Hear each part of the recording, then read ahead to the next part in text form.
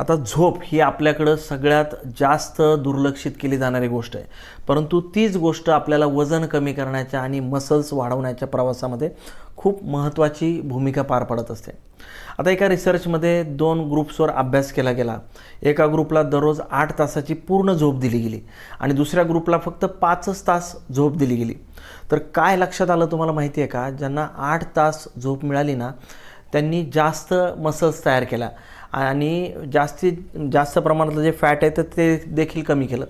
आपण नेहमी म्हणतो की 70% आहार, 30% वर्कआउट आणि काही लोक तर म्हणतात की 50-50%. पण खरी गोष्ट अशी आहे की अगदी 100% डाएट, 100% वर्कआउट आणि मी तर म्हणेल 100% झोप आणि रिकव्हरी ही सुद्धा महत्त्वाची.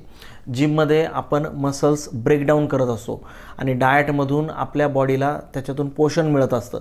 पण हे तुटलेले मसल्स, ब्रेक झालेले मसल्स पुन्हा केव्हा तयार होतात तुम्हाला माहिती आहे का? तर ते फक्त तुमच्या झोपण्यामध्ये तयार होत असतात. हो, अगदी नवीन मसल्स आपल्या झोपेतच तयार होत असतात आणि हाच नियम वजन कमी करण्यासाठी सुद्धा लागू होत असतो.